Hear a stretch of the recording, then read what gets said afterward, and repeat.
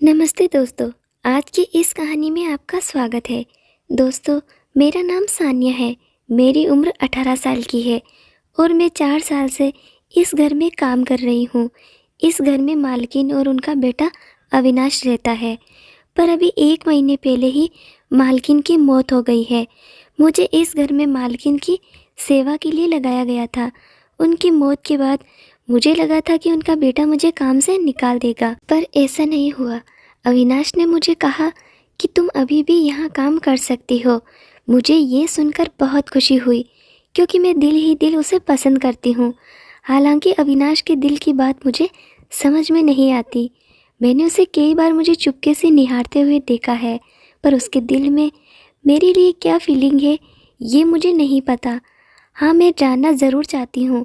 मैं दिन भर उसी के घर में रहती हूँ। वहाँ मेरे रहने के लिए एक छोटा सा कमरा भी था, जहाँ मैं रात में सो जाती थी। मेरी मालकिन की मौत के बाद अविनाश के करीब रहने लगी थी। मैं जवान हो चुकी थी। मैं दिखने में बहुत सुंदर हूँ। मेरी भोली भाली आँखें, कसा हुआ शरीर, मोटे मोटे प्राकृतिक उभरे हुए, सब देखकर किसी भी लड़के का मन मचल सकता है। मेरा बाहर कहीं कोई आना जाना भी नहीं था। मेरे सामने बस अविनाश ही था। वह भी 20 साल का एक जवान लड़का बन चुका है। उसे खुश करने का कोई भी मौका नहीं छोड़ती थी, पर न जाने क्यों वह मुझसे दूरी बनाता था। बातों बातों में मैं कभी उसका हाथ पकड़ लेती थी तो मेरा हाथ झटक देता था और मुझसे कहता कि तुम मुझसे दूर रहा करो। मैं प्यार से उसका दिल जीतना चाहती थी, इसीलिए उसके लिए तरह तरह के पकवान भी बनाती थी। पर मुझे समझ नहीं आता था कि मेरे अंदर कुछ कमी है या उसके अंदर, जिस वजह से वह मुझे अपने से दूर करता है। अविनाश चोरी चोरी मुझे देखता है, पर जब मैं करीब जाने की कोशिश करती हूँ तो मुझे अलग कर देता है। लेकिन बहुत जल्द मुझे अविनाश के करीब जाने का मौका मिल ही गया। उस दिन सुबह से ही तेज बारिश हो रही थी। बारिश की बूंदें मेरे दिल के अरमान जगा रही थी। अविनाश उस दिन काम के लिए बाहर भी नहीं जा पाया था और पूरे दिन घर पर ही था। जैसे ही सोने का टाइम आया, मैंने कहा, अविनाश, मुझे आज बहुत डर लग रहा है। आज का मौसम तो कयामत की तरह डरा रहा है। अगर तुम बुरा न मानो तो मैं क्या तुम्हारे कमरे में सो सकती हूँ? ये सुनकर उसकी आंखें बड़ी बड़ी हो गई। बस मुझे दूरी बनाकर रखना, या फिर चाहे मन ही मन सोचने लगा था। ऐसा लग रहा था कि वह चाहता भी है कि मैं उसके कमरे में सो जाऊं, पर वह कह भी नहीं पा रहा था।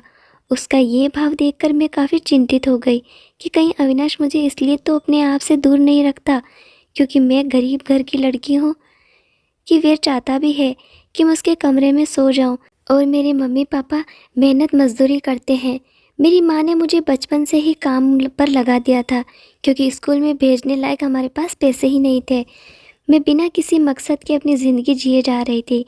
मैं हमेशा मालकिन के घर ही रहती थी। कभी कभी अपने घर वालों से मिलने तो चली जाती थी, पर मैं बहुत अकेली थी। मुझे ऐसा कोई चाहिए था जो मुझसे प्यार करे। शायद मेरी उम्र की वजह से ही ऐसा था कि मुझे अपनी ज़िंदगी में एक लड़का चाहिए था, और मेरे सबसे करीब अविनाशी था। अंजाम की परवाह किए बिना ही मैंने उसे कह दिया था कि मैं आपके कमरे में सोना चाहती हूँ। मेरे मन में तो ये था कि मैं अपनी पूरी रात उसकी बाहों में गुजारूं, पर ऐसा मुमकिन नहीं था। अविनाश काफ़ी देर सोचने के बाद बोला, अच्छा ठीक है, यहीं सो जाओ। मैं अंदर आई तो यही सोच रही थी कि मैं कैसे सोऊं, नीचे बिस्तर लगाकर सोऊं या उसके बेड पर। मैं अविनाश की तरफ देखने लगी। अविनाश ने मुझसे कहा कि तुम चाहो तो बेड पर सो जाओ, बस मुझसे दूरी बनाकर रखना, या फिर चाहो तो नीचे भी सो सकती हो। अविनाश तो मुझसे शराफत दिखा रहा था, पर मुझे उसके करीब ही सोना था। मैं तो बेड पर ही सो गई। बारिश की वजह से काफ़ी ठंड लग रही थी, ऊपर से पंखा भी चल रहा था। अविनाश एक चादर ओढ़कर किनारे पर सो गया था।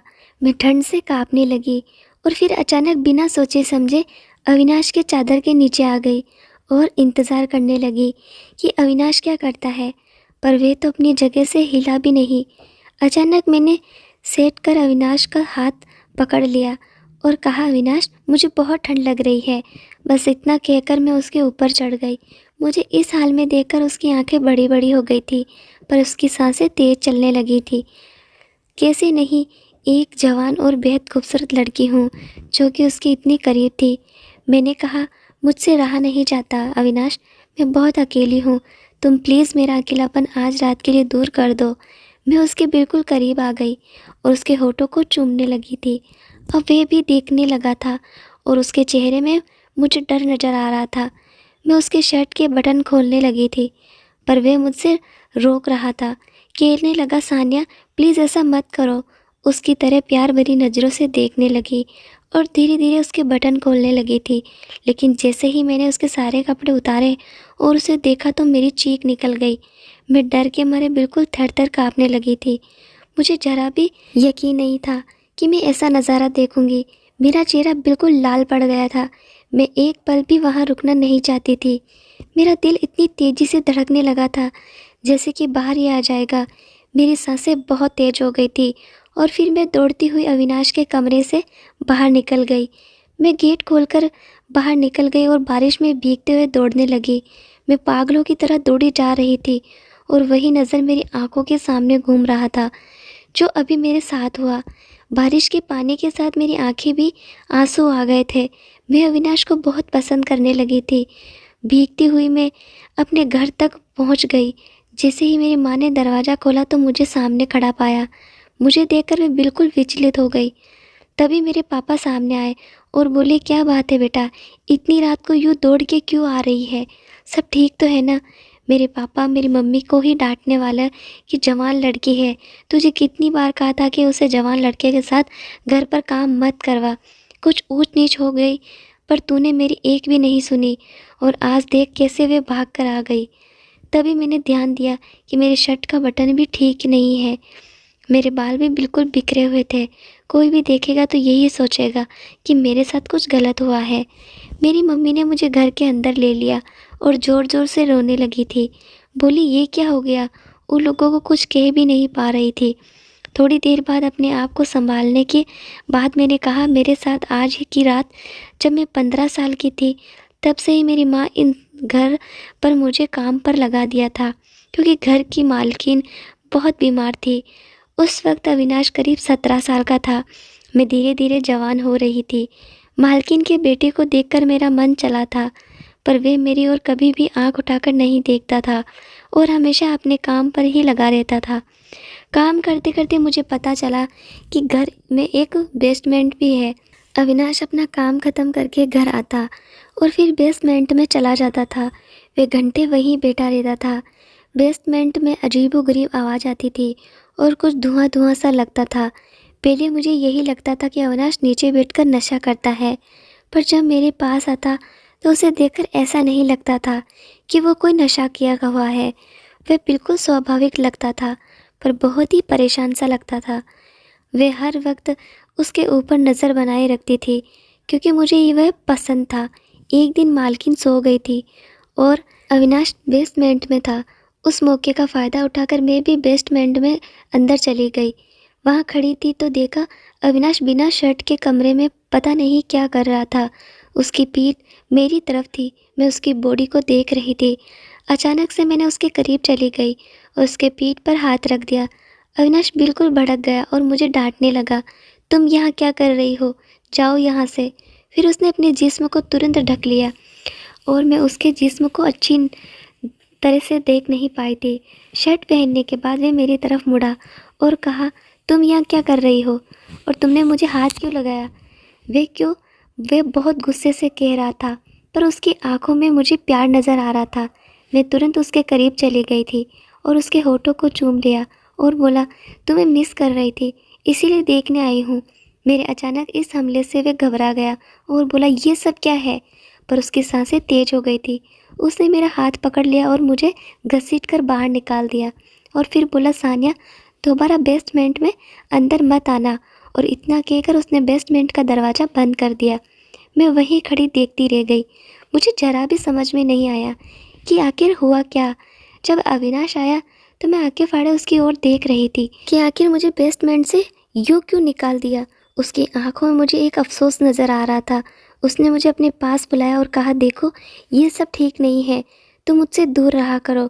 उसके बाद से ही कारण जब भी मुझे देखता तो ऐसा लगता था कि मुझे चाहता है पर न जाने क्यों मुझे अपने करीब नहीं आने देता। गांव में हमारी ज़मीन एकदम कम थी। इसी वजह से पापा गांव छोड़कर शहर आ गए थे। पापा मजदूरी करने लगे थे और मेरी माँ लोगों के घरों में काम करती थी। आर्थिक हालात सुधारने के लिए मेरी माँ ने मुझे काम पर लगाया था। यहाँ पर मुझे रहने खाने के अलावा 5,000 मिलते थे। शायद हम गरीब हैं, इसी वजह से मुझे अपने आप से दूर करता है। पर ना कि जब भी हम कोई काम करने से मना किया जाता है तो हमें वही काम करने को मन करता है। मुझे जब भी मौका मिलता है मैं बेसमेंट में जाकर झांकती थी। अगर अविनाश देख लेता तो मुझे बहुत डांटता था। एक दिन मैंने हिम्मत करके पूछ लिया कि तुम वहाँ पर करते क्या हो। उसने मेरे सवाल का कोई जवाब नहीं दिया। अब वह बेसमेंट का दरवाज़ा भी बंद कर लेता था। लेकिन आज मैंने जो कुछ भी देखा उससे मेरा दिल दहल उठा था। मैं अविनाश के एकदम नज़दीक थी और उसकी शर्ट उतारते ही मुझे जो कुछ भी नज़र आया था उसे देख के मैं डर से कांपने लगी थी कि यही वजह थी कि वे बेसमेंट में वक्त गुजारता और बस सोने के लिए ही ऊपर आता था। आखिर ये सारा माजरा क्या है? मेरे मम्मी पापा रो रहे थे। अपने आप को संभालते हुए मैंने कहा, माँ, अविनाश ने कुछ भी गलत नहीं किया। मुझे आप लोगों को याद आ रही थी। पूरे दिन से इतनी कयामत वाली बारिश हो रही थी कि मैं बुरा सपना देखा और सपना टूटते ही मैं दौड़ती हुई आप लोगों के पास आ गई। अविनाश अच्छा लड़का है, वह कभी भी मेरी तरफ गंदी निगाहें से नहीं देखता है। मेरी बात सुनकर मेरे घर वालों ने राहत की सांस ली, पर मैंने उन्हें सच नहीं बताया था। मुझे सच बताने की हिम्मत नहीं थी, जिस वजह से अगले दिन उन्होंने फिर से मुझे काम पर भेज दिया। मैं सुबह काम पर आई तो देखा अविनाश घर पर ही था। शायद वह मेरा इंतज़ार कर रहा था। मैंने उससे कोई भी बात नहीं किया, बिना सीधा घर के काम करने लगी। अविनाश मेरे आगे पीछे घूम रहा था। उसने सोचा था कि मैं उससे कोई सवाल पूछूंगी, पर मैंने कोई सवाल नहीं पूछा। मुझे उससे नफ़रत सी हो गई थी। शाम तक वे मेरे आगे पीछे ही घूमता रहा। जब मैं अपना सारा काम ख़त्म कर लिया तो अचानक उसने मेरा हाथ पकड़ लिया। उसने कहा, मैं तुम्हें सब बताऊंगा, तुम बस बैठ जाओ। मैं उसकी तरफ देखने लगी थी। मैं उसे पसंद करने लगी थी, पर कल रात के बाद मेरा दिल टूट चुका था। अब अविनाश बोलने लगा। उसने कहा, जब मैं 15 साल का था तो गलत संगत में पड़ गया था। अपने दोस्त के साथ गलत जगह पर जाने लगा था और वहाँ औरतों के साथ रात गुजारता था। मेरे पापा नहीं थे और मेरी मम्मी बहुत बीमार थी। मुझे रोकने वाला कोई नहीं था। मैं जवान के जोश में अलग अलग लड़कियों के साथ रिश्ता बनाता था। मेरी क्लास की एक लड़की थी जो कि बहुत खूबसूरत थी और मेरे दोस्त उस लड़की को हासिल करना चाहते थे और हमें मौका भी मिल गया था। हमने उसे ज़बरदस्ती उठा लिया था और फिर उसे एक झोपड़ी में लेकर आ गए थे। हम सब ने मिलकर बारी बारी से उसके साथ गलत काम किया। वे बहुत रोई थी, गिड़गिड़ाई थी कि मुझे छोड़ दो, पर हमने उस पर दया नहीं की। हमने उसकी कुछ गंदी वीडियो भी बना ली थी और कहा था कि अगर किसी को बताओगी तो ये वीडियो सबको दिखा देंगे। रोती हुई उस लड़की ने मुझे श्राप दिया था कि भगवान तुम्हें इसकी ऐसी सज़ा देगा कि तुम सोच भी नहीं सकते। हमने उसकी बात को हंसकर टाल दिया, लेकिन जब मैं घर आया तो मेरे पेट की चमड़ी में बहुत जलन होने लगी थी। मैंने कपड़ा भिगाकर अपने पेट पर रख दिया। न जाने इतनी क्यों जल रही थी कि मैं उसे जलन से तड़प रहा था और कुछ घंटे के अंदर मेरे पेट में बड़े अजीब से दाने निकल आए थे। मैं डॉक्टर के पास गया, पर दाने बहुत बड़े हो गए थे। डॉक्टर ने उसकी दवाई तो दी थी, पर वे ठीक होने का नाम ही नहीं ले रहे थे। दाने खुलते चलते जा रहे थे। मेरा पेट ऐसा गंदा हो गया था कि अब मैं किसी लड़की के करीब जाने के लायक भी नहीं रहा। मेरी हालत इतनी ख़राब हो गई थी कि कोई लड़की देखती तो डर जाती और उसका दर्द मुझे अलग का होता। जब तुम यहाँ काम करने आई तो मैं तुम्हें मन ही मन चाहने लगा था, पर मैं जानता था कि कभी न कभी तुम मेरी शर्ट उतारोगी तो वे तुम्हें दिख जाएंगे। बाकी लड़कियों की तरह तुम भी डर जाओगी, और कल रात वही हुआ। मैं इसके टोटके कर रहा हूँ कि ये ठीक हो जाए, क्योंकि डॉक्टर इसका इलाज नहीं कर पाए और इसी वजह से मैं बेसमेंट में जाता हूँ। मैं एक तांत्रिक से इसका इलाज करवा रहा हूँ और अभी थोड़े थोड़े ठीक भी होने लगे हैं। तांत्रिक बाबा ने कहा है कि अभी इन्हें ठीक होने में 5 महीने और लग जाएंगे। उसकी ये सारी बातें सुनकर मैं बिल्कुल हैरान रह गई। मैं अविनाश को अच्छा लड़का समझती थी, पर उसने अपनी ज़िंदगी में इतनी गलत काम किए हैं। अविनाश ने कहा, मैं आज भी उस लड़की की तलाश भी करता हूँ जिसने मुझे शराब दिया। मैं उसके पैरों में गिरकर माफ़ी मांगना चाहता हूँ। मुझे पता है कि वो मुझे कभी माफ़ नहीं करेगी, पर कम से कम मेरे दिल का बोझ तो हल्का हो जाएगा।